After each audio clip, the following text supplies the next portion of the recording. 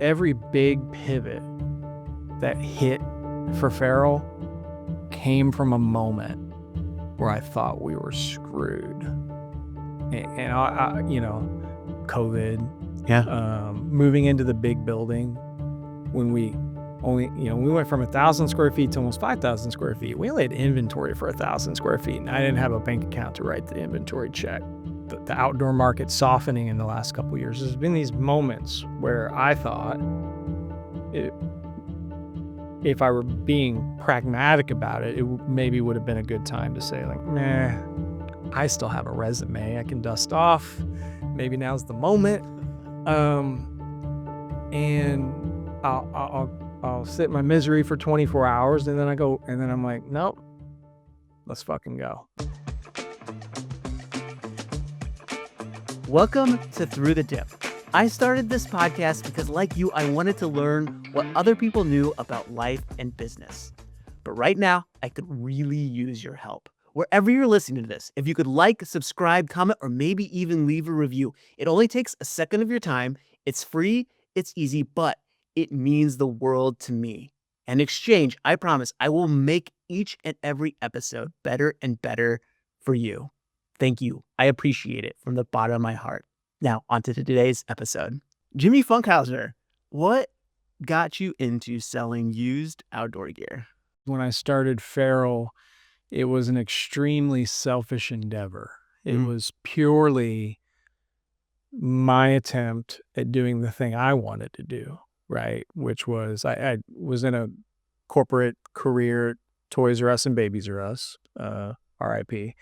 And, I had just gotten to a place where I felt really stifled by that corporate environment. And I think the best way I can really describe it is I felt like I wasn't getting my music out, right? Like a creative thing inside of you? Yeah.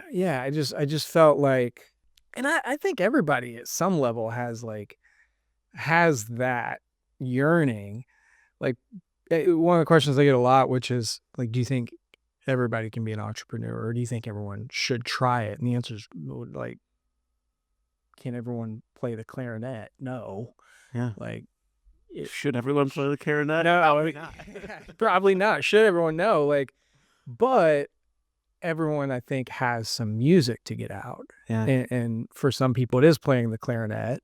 For some people, it's painting. For me, it's this. It's Farrell in many ways is my creativity. It's my expression. It's my music. Initially, that's all it was.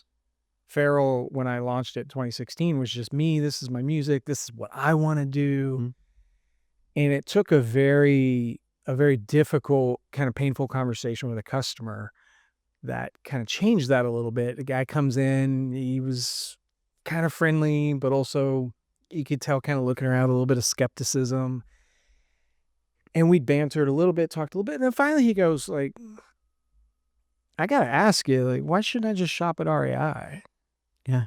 And, first it was just a dagger, because in my mind, I'm like, if you're asking that question, maybe you fucking should, I even remember pulling up that time, I think it was like MapQuest, and being like, I'm just going to give them the directions to REI downtown. Yeah. Not that far, just as like a stab back. But, it didn't sit well with me. I got my feelings hurt. And eventually he pivoted his tone a little bit, and he was like, no, I'm just curious, like, what's the point? Like, what are you doing? Like, why should anyone, what is it that you're doing that is worth my money? Why did you feel you were different than REI? We weren't in any meaningful way, right? But did you feel like you were different? Like, why? I felt like it was because it was my thing, right? Like, we're small, we're local. That doesn't matter.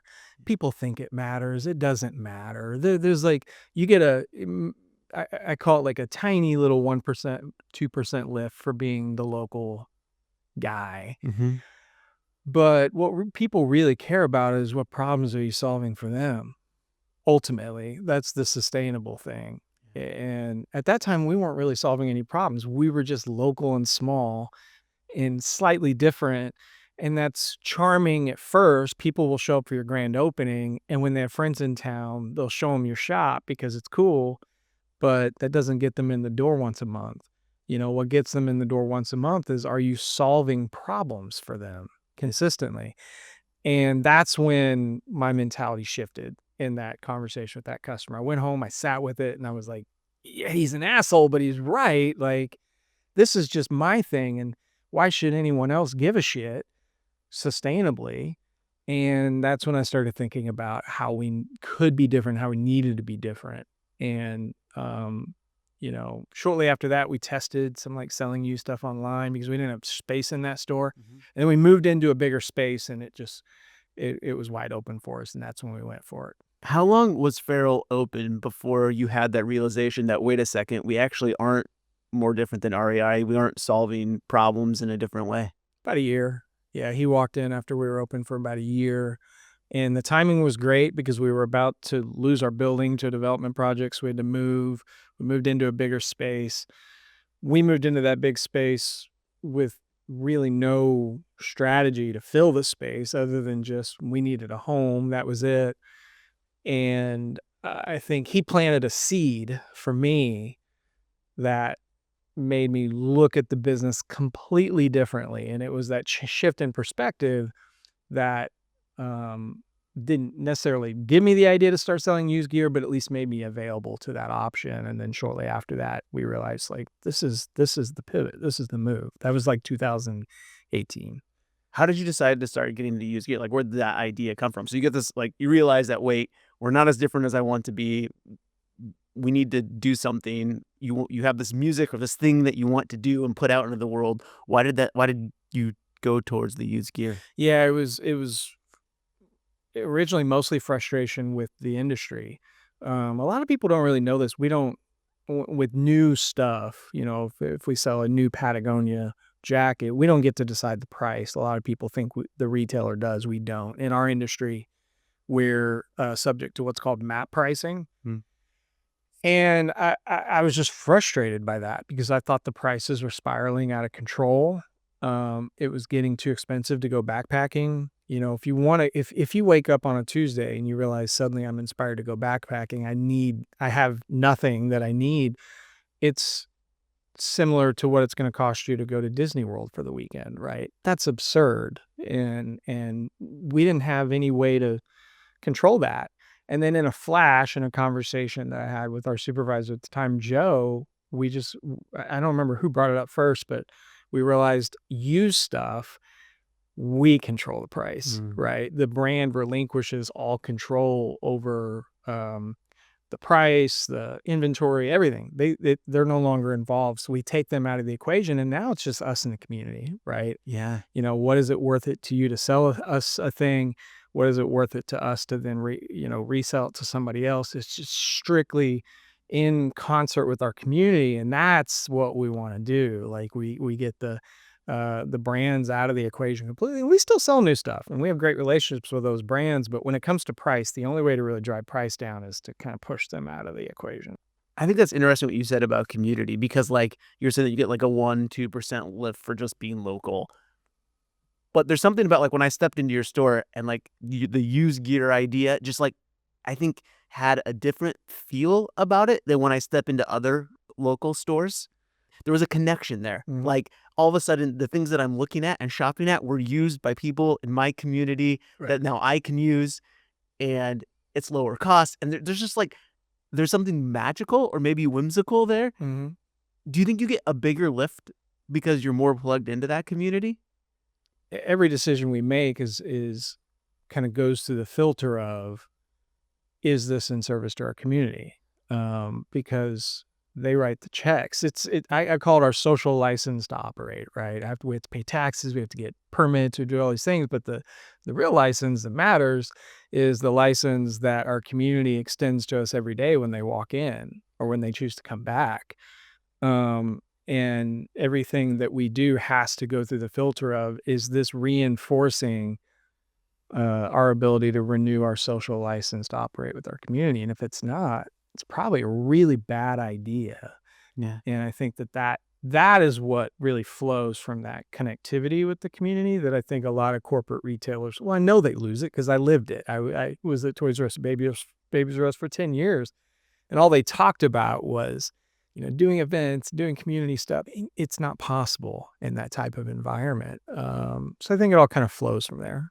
I have this idea, and I can't prove it, but I have this idea that I think the most magical businesses are the ones where the thing that the business is doing lights the founder, the owner on fire, Mm, but is also solving a really big problem for the community. It's when those two things are happening at the same. Most small business owners are really miserable, yeah. um, because it's so hard, and sometimes I am miserable, but I do genuinely love what we do, and I do think it genuinely solves problems for our community, and I think that's where the magic is.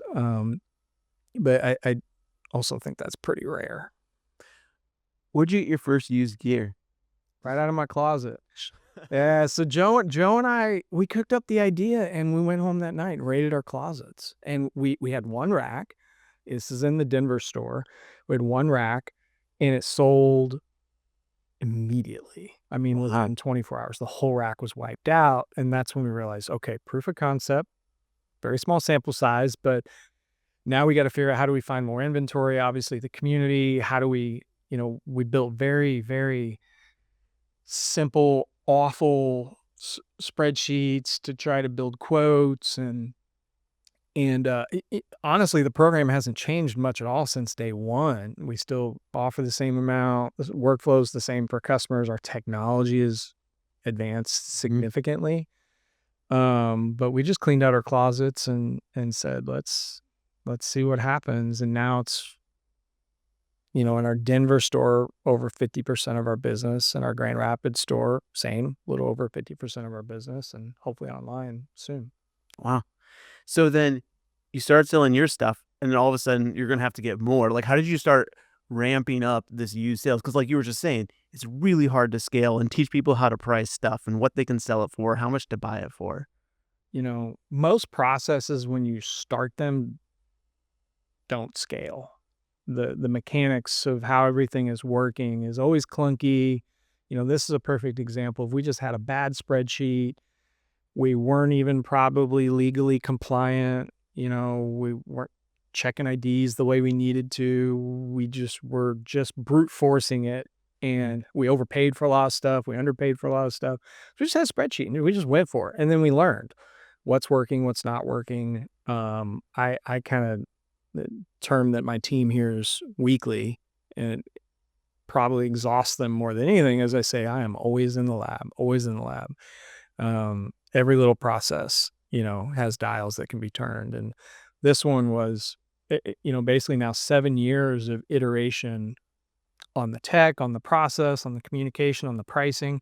And now we're at a place where, 8 years ago when we did it, it sucked. It wasn't easy. It was clunky. It took a long time for customers. But now we're at a place where we've learned so much through the brute forcing of it that now I think we've probably, in my view, got the best buying process of any outdoor brick and mortar outdoor retailer out there.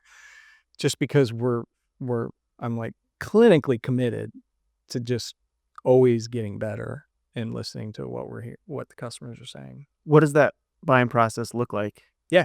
So customer comes in, has their ID, we scan their ID, and we have an automated text workflow. So they'll scan their ID, they get a text message. The text message just runs them through a few little details they need to know. Our team member goes through and will inspect each item really quickly and then give it a price. And we've now priced hundreds of thousands of used Wow. items in our Denver store. I think at last count, it's probably approaching 500,000 now. And we have this massive data set now, right? So we're 2025 is the data game, right? That's every business. Yeah. Data is king. And not only do we have the hard data in our database of how much we've priced everything for over that 8 years, we also have team members that price out hundreds of items every day. So when they see a Patagonia torrential rain jacket, they know the price. Like it's just boom, boom, boom, boom, boom. Our system then generates a quote. The system will automatically text the customer and let them know, hey, we're ready for you. Come on back, and then we deliver the quote, and they can either take 40% of it in cash or 60% on a gift card. That split for the customer base is about 50-50. Okay. Half people take cash, half the people take a gift card.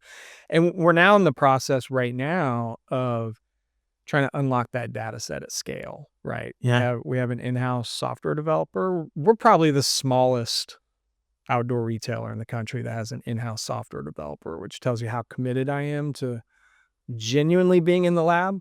And we're right now in the process of unlocking that data set, automating the actual quoting of the process. So less of a human element in the data entry. Yeah, that's cool. Are you utilizing like AI stuff, or what's your thoughts on AI in the outdoor world? It's the water we're swimming in. Uh, I think that I'm very tuned in to what's going on there because I think that we don't have a choice as a Yeah. business. People that are deploying it at scale have a competitive advantage over the rest of the market that is probably bigger than any technology that I mean, it's probably similar to the accounting firms out there that used the internet for the first time and QuickBooks, like if you were doing your ledger in a book and then the accounting firm down the street's using QuickBooks, like it doesn't Yeah. take long before you're gone. And that's where we're at. And it's not just the outdoor industry, it's every industry. But the outdoor industry as a whole, I think is a little archaic, Mm. very it's an old boys club. Um, it really annoys me sometimes. I have a very love-hate relationship with the industry, but I think because the industry is pretty archaic, it is gonna be a little slower to adopt some of the AI tech and Yeah. integrating it into the stacks. Um, but it's a big focus for us for sure. You said earlier that selling used gear isn't really or easily scalable. You just opened your second store, so it's like you're starting to scale it a little bit. Do you Yeah. think like AI is the way that you can take something like used gear and actually scale it into something much larger? Oh, yeah, how much time do you have? I'm gonna lay out the whole tech stack.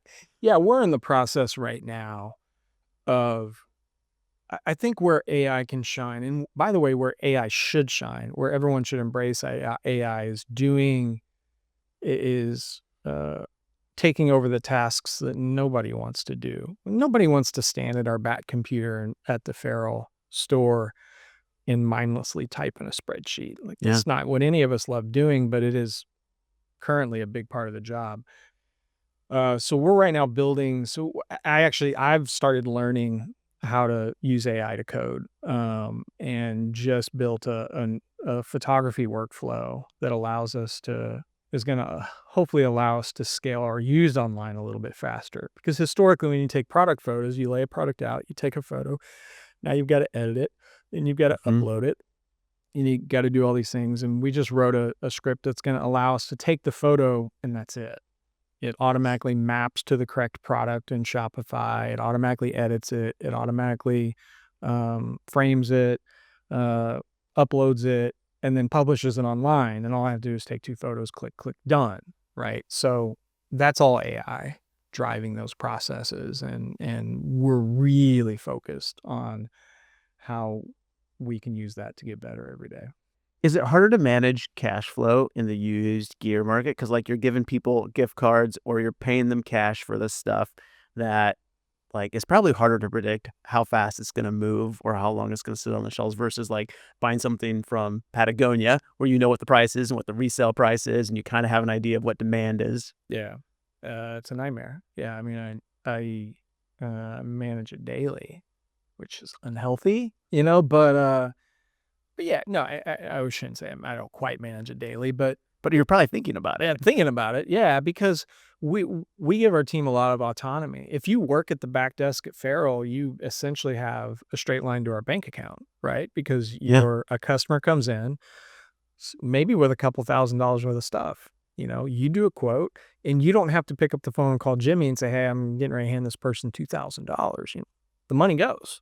So it requires a lot of discipline, a lot of training, and a lot of predictive. You know, 75% of my job is predicting the future, right? Mhm. Or attempting to. It's what are the products do we think are people are going to want to buy next spring? How many people do I need to hire for the volume I expect in 60 days? Um, it's all this like predictive game, which is really difficult. And cash flow is just like a component of that predictive game that I have to play every day. Running a business is hard enough. Your website shouldn't make it harder. That's why I started Hustlefish. Instead of dealing with faceless website support bots that never really help, you can just talk to me and my team. Real people who feel like a part of your team. I'm so confident this will be the best experience with web help you've ever had. We have a 30-day money back guarantee. Head to hustlefish.com to book a free call and let's make your website easy. When you moved into the used gear, did you always have the goal of scaling it and figuring out how to make it bigger? Or were you happy with the one store in Colorado when you started going down that route? Yeah, I don't think about growth maybe the same way that a lot of entrepreneurs think about it. How did I'm not VC guy, right? Like most of the outdoor industry is built on VC capital. Mhm. And part of that's because you have founders that are not really interested in getting their music out into the world. They're just interested in scaling a business for an exit. Um, this is my music, man. Like, yeah, so I don't think about growth the same way like a startup brand does, which is, you know, brand creation, fundraising, revenue growth, take my check. Like, so I try to take we try not to ever take on any money at all to open a new store or to start a new program. So that makes us a slower growth venture than Mhm. perhaps we would be if I accelerated with some capital, particularly VC capital, because you don't have any choice at that point. You got to go. Um, so I think about it in terms of not growth. I think about it in terms of improvement. Like, how can we better serve our community? Do we have to grow? Yes, we're a growth company. We have to grow because our property taxes are going to go up, our payroll is going to go up, rent's going to go up. You know, Yeah. growth is obligatory in this business. But I don't think about it in terms of like, oh, I want to open 5 stores in 5 years or anything like that. Because I very much want this to be something that I love doing, and I don't want to take on. I don't want to give up equity. I don't want to take on VC money, um, and I want to continue to love this. And if 10 stores means I don't like it anymore, then we won't have 10 stores. Have you ever not loved Farrell? Yeah, multiple times a day. It's because it's hard. Yeah. It's so hard. Um, it's the hardest thing I've ever done. It still is almost 10 years in. I have moments where I don't think I want to do it anymore because it's so hard. But it's the hard stuff that feels the best when you overcome it. So the highs are euphoric. I'm being a little disingenuous there. That's probably not true because I'm more hate to lose guy than love to win. That's why I can't gamble. Like, I don't gamble because it's just like a simple equation for me. I don't really enjoy winning, but I really hate losing. Yeah. So it's just this constant push to keep getting better and keep getting better and keep getting better. It's what I'm inspired by, just constant improvement. That's the winning for me, is just waking up and seeing we're better than we were a month ago. Like, that's Yeah. the win. Have you ever hit a wall though? Like where you're just like, you know what? I don't know if we can keep moving this forward, or like where do we go next from here? Every big pivot that hit for Farrell came from a moment where I thought we were screwed.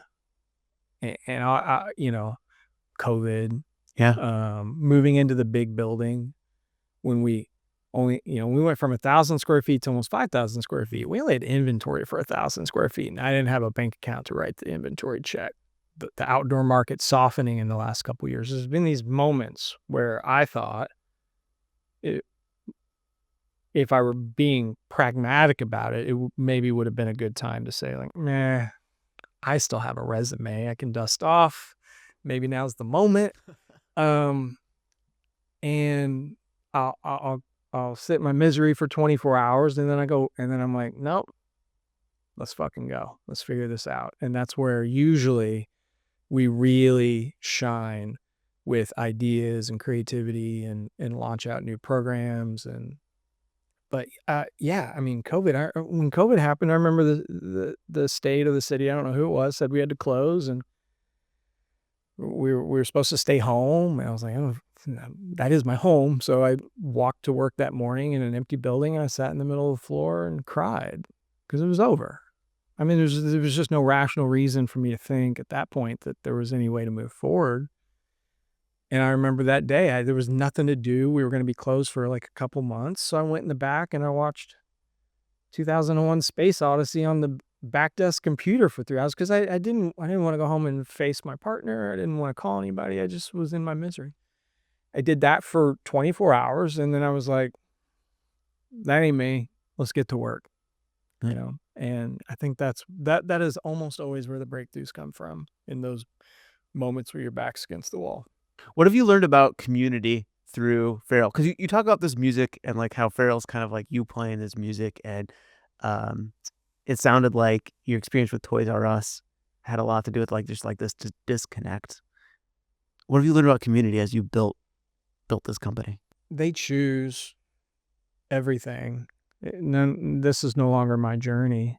I think that, in many ways, you have to let go of that, the ownership of the thing. Um, every business eventually becomes this organic, living thing that you're no longer really in control of if you're doing it right. If you're trying to control it too much, you're probably doing it wrong. I think ultimately what I've learned the most is that our best chance to thrive is just through being radically vulnerable to feedback Mm, and and having your mind changed. I'm stubborn, but uh, you have to be willing to have your mind changed by the people around you because, like I said earlier, I might think my ideas are great, but if nobody else agrees, then that's not good for business. So I think being open to that and coming to that conclusion, but also not 100%. The community sometimes does need you to step up and say, "I know you guys don't think you want this yet, but I think it's because you just haven't seen it yet." There is this very thin layer, um, this overstory that I think really successful entrepreneurs tend to understand, which is, yes, I have 99% of my job is being radically vulnerable and listening to feedback, but 1%, I have to also be willing to challenge the community's preconceived notions about what an outdoor store should yeah, look like. Because our outdoor store doesn't look like all the other ones out there, and if we would have gone to our community and said, "What do you want?" They would have said, "Make it look like that one. yeah, That would be cool." yeah, No. We'll get close, but we're not putting, we don't one little detail that nobody would ever notice if they walked into Farrell is every outdoor store throughout the country has, like, all the same signage, right? So, like, if you sell Darn Tough socks, Darn Tough sends you the Darn Tough fixture with the Darn Tough signs, and yeah, every outdoor store throughout the country is the combination of all those little fixtures that all the brands send, and they're all the same because they send them to 1,000 stores. We have none of that. Like, we have, like, the only fixtures we have from brands are the ones I can't build myself. So, like, I haven't figured out how to build a sunglass fixture that scales, really. So we have, like, a sunglass. That's it. Everything else is we hand build it. We hand build our shelves, uh, or we find an antique counter. Um, and those are, like, the little details that if we asked our community, like, "What kind of outdoor storage you want?" They'd be like, "We really love that one in Seattle. Make it like that." Well, okay, we'll get it 99% there. But I really think that you're going to enjoy coming into Farrell. It doesn't quite look like that, So I think being willing to challenge the community's preconceived notions a little bit, I think also is important too. Because I think a lot of people go too far in one direction or the other.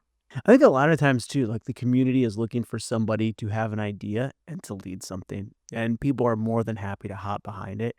Um, like people, I think there's a lot of discussion out there about how communities are dying, people are engaging less with other people.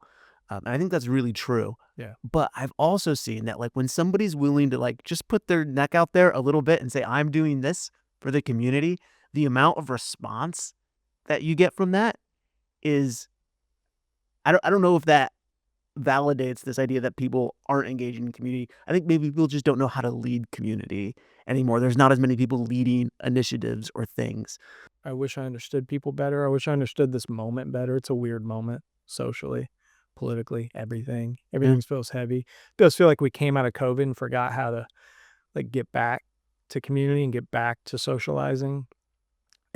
I can tell you, it very much still feels like we're stuck there. Events are hard to execute, materialize. But then we host a gear swap with a brewery in Golden, Colorado, and thousands of people show up because it just hits the mark. So I think it's harder to do now, but I think you're right. When somebody has a great idea and executes it at a high level, people show up and want to be a part of it. But you're right. It's a weird moment It is socially and strange. community. It's different than it was 10 years ago. Finding a place to meet and work outside your home office can be hard, but that's why I work out of Work Lab, Grand Rapids' go to space for professionals who need more than just a coffee shop table. In fact, it's where I work every day. Whether you're hosting a big client meeting or gathering your team for a strategy session, Work Lab's beautifully designed conference rooms are ready when you are. Fully equipped, easy to book, and right in downtown Ada and Grand Rapids. Check them out at worklabinc.com. Are you guys on social media and posting on social media a lot? Relentless. We are relentless. It's something I care a lot about. Uh, it's something I spend a disproportionate amount of my time thinking about, because I think it is how we can connect with people. I'm always looking for underpriced attention. Hmm. I think that's the special sauce of any small business. I have this idea that like all marketing works on some level, right? So it just is the ROI there. Yeah. I could put a billboard in Montana and promote our shop in Grand Rapids, and one person might stumble upon it that ends up in our shop in Grand Rapids. So you could say that worked, but it's just really bad return on your investment. Social media remains, in my view, uh, the most underpriced attention a small business can get. Most just don't execute well, and sometimes we don't execute well. It's hard to do, but it's something I spend a lot of time thinking about. I have this idea that like all content should be the reason most businesses struggle with social media and marketing in general is they're telling the community what they want the community to know. Hmm. What is the message we want them to get? What is the promotion or the initiative or the event? Here's the information we want to share. I think that's backwards. I think all marketing, particularly social media, should be focused on um, why should the end user care about this content? Like, what value are we providing them with this content? And that's really hard to do because with marketing, what you want to do is tell, Yeah. sell. Um, and I kind of look at it from the perspective of all of our content should do one of three things. It should educate, inspire, or entertain. That's it. Those three things. And every time I kill more content, as much content as I approve. Um, and every time I see a piece of content, I ask myself, does this entertain? Not was it meant to entertain? Is it actually funny? Yeah.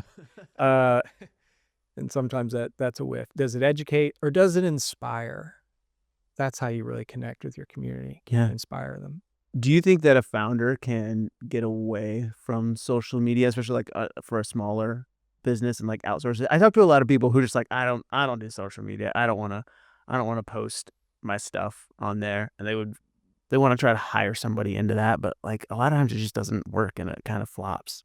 It's a missed opportunity. I mean, there's a million ways to run a successful business. If you're running a lawn care company, I don't think you need to be, would it help to be the face? I think it does help. Mm. I think you can make any business personal. And if you want to make it personal, you got to be involved. That doesn't mean that it's a prerequisite for running a successful business. I think if that's not who you are, that's not who you are. I think that's great. The important thing is being authentic.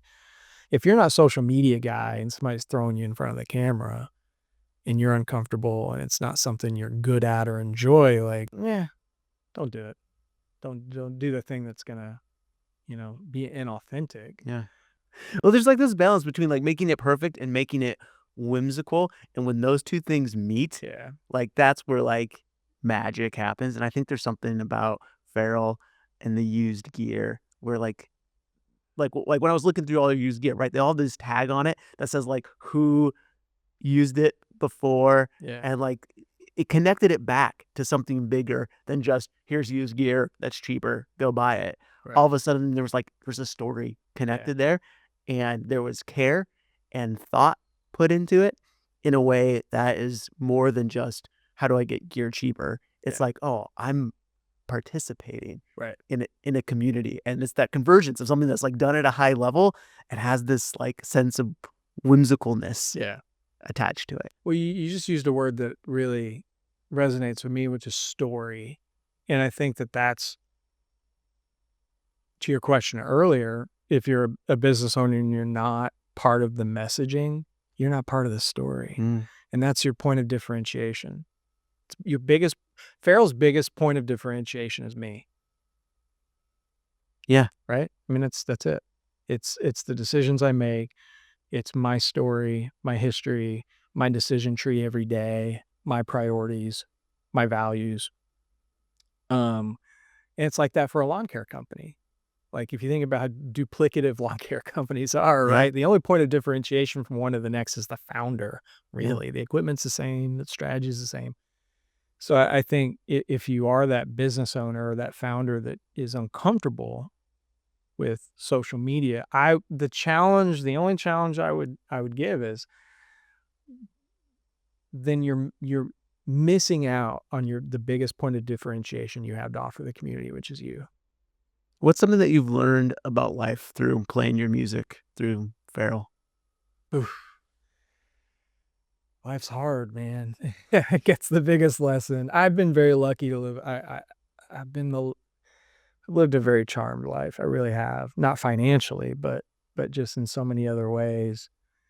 And I've taken my lumps with Farrell for sure.